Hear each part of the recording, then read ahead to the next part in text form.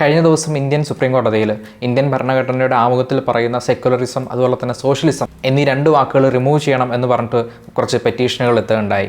BJPയുടെ നേതാക്കളാണ് ഈ പെറ്റീഷൻ്റെ പുറകിൽ പ്രധാനമായിട്ടും ഉണ്ടായിരുന്നത്.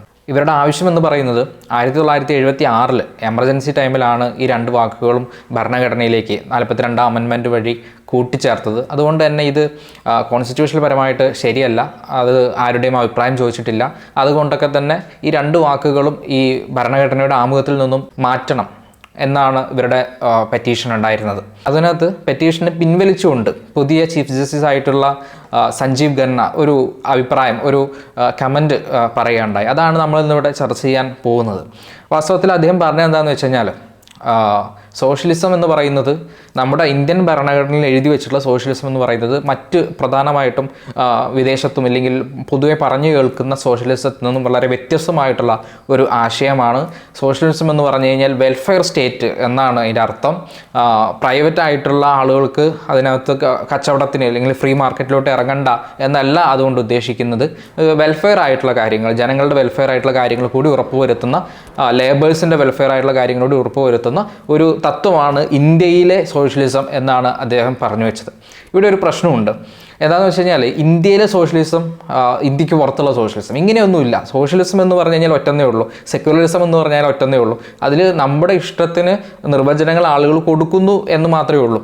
സോഷ്യലിസം എന്ന് വെച്ച് കഴിഞ്ഞാൽ പൂർണ്ണമായിട്ടും വ്യക്തിപരമായിട്ടുള്ള അല്ലെങ്കിൽ മാർക്കറ്റിൽ വ്യക്തികളുടെ ഇടപെടലുകൾ തീർത്തും നിഷേധിക്കുന്ന, സമ്മതിക്കാത്ത ഒരു പൊളിറ്റിക്കൽ എക്കണോമിക് തിയറിയാണ് സോഷ്യലിസം എന്ന് പറഞ്ഞു കഴിഞ്ഞാൽ.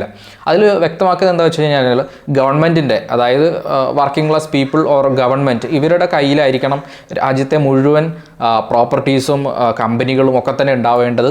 അങ്ങനെ അതിനുവഴി അവരായിരിക്കണം അത് ഭരിക്കേണ്ടത്. അങ്ങനെയാണ് ആ നാട്ടിൽ ഇക്വാലിറ്റി വരിക, അങ്ങനെയാണ് ആ നാട്ടിൽ സമ്പത്തിൻ്റെ വിന്യാസം ഒരേപോലെ ഉണ്ടാവുക, അങ്ങനെയാണ് ആ നാട്ടിൽ വെൽഫെയർ ആയിട്ടുള്ള കാര്യങ്ങൾ ചെയ്യാൻ വേണ്ടി കഴിയുക. അങ്ങനെ മാത്രമേ കഴിയൂ എന്ന് പറയുന്ന ആശയം കൂടിയാണ് സോഷ്യലിസം എന്ന് പറയുന്നത്.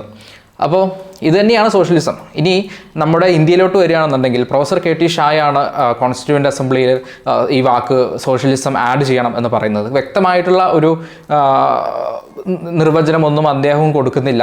പക്ഷേ അദ്ദേഹം പറയുന്ന കാര്യങ്ങളുണ്ട്. അദ്ദേഹം ഇതേപോലെ തന്നെ പറയുന്നത്, ഇതേ രീതിയിൽ തന്നെ പറയുന്നത്, വെൽഫെയർ ആയിട്ടുള്ള കാര്യങ്ങൾ, ജനങ്ങൾക്ക് കുറച്ചും കൂടി വെൽഫെയർ ആയിട്ടുള്ള കാര്യങ്ങൾ, ഇതൊക്കെ കൊണ്ട് നമ്മുടെ ഭരണഘടനയിൽ അതിൻ്റെ ആമുഖത്തിൽ സോഷ്യലിസം ചേർക്കണം എന്നാണ് അദ്ദേഹം പറയേണ്ടായത്. അപ്പോൾ അതിന് മറുപടിയായിട്ട് അംബേദ്കർ എഴുന്നേൽക്കുന്നുണ്ട്. അംബേദ്കർ തീർച്ചയായിട്ടും ഈ വാക്കുകൾ ചേർക്കുന്നതിനോട് യോജിച്ചിരുന്ന ഒരാളല്ല. അതിന് 2-3 കാരണങ്ങളുണ്ട്.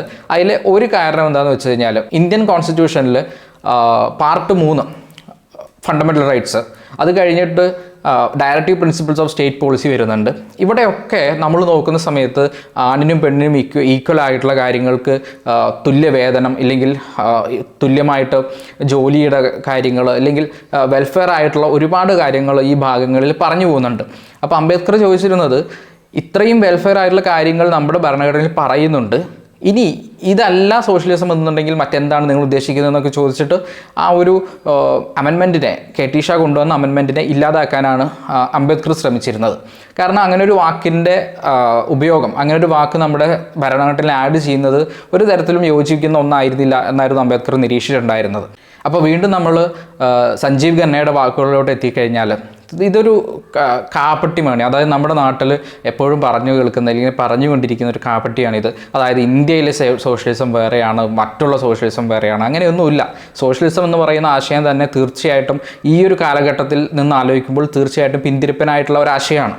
ആ ആശയം അതേപടി പറയാൻ, അല്ലെങ്കിൽ ആ ആശയം അതേപോലെ തൊലി പൊളിച്ച് കാണിക്കാൻ കഴിയാത്തത് കൊണ്ടാണ് അതിനകത്തേക്ക് പുതിയ ആശയങ്ങൾ കുത്തിക്കയറ്റി ഇന്ത്യൻ സോഷ്യലിസം വേറെയാണ് എന്നൊക്കെ പറഞ്ഞുകൊണ്ട് നിർവചനങ്ങൾ വന്നുകൊണ്ടിരിക്കുന്നത്. സോഷ്യലിസം എന്ന് വെച്ച് കഴിഞ്ഞാൽ അതിൽ സ്വകാര്യപരമായിട്ടുള്ള അല്ലെങ്കിൽ വ്യക്തിപരമായിട്ടുള്ള ഇടപെടലുകൾ, ഫ്രീ മാർക്കറ്റ്, ഇതൊക്കെ തന്നെ നിഷേധിച്ചുകൊണ്ട് ഒരു ഗവൺമെൻറ്റിൻ്റെ അല്ലെങ്കിൽ ഒരു വർക്കിംഗ് ക്ലാസ് പീപ്പിൾസിൻ്റെ അധികാരത്തിൽ അവിടുത്തെയുള്ള മുഴുവൻ സ്ഥാപനങ്ങളും നോക്കി നടത്തുക, അവിടുത്തെ വെൽത്ത് ഈക്വലി ഡിസ്ട്രിബ്യൂട്ട് ചെയ്യുക എന്നൊക്കെ പറയുന്ന ഒരു ഫാസിസ്റ്റ് ഐഡിയയാണ് വാസ്തവത്തിൽ സോഷ്യലിസം എന്ന് പറയുന്നത്.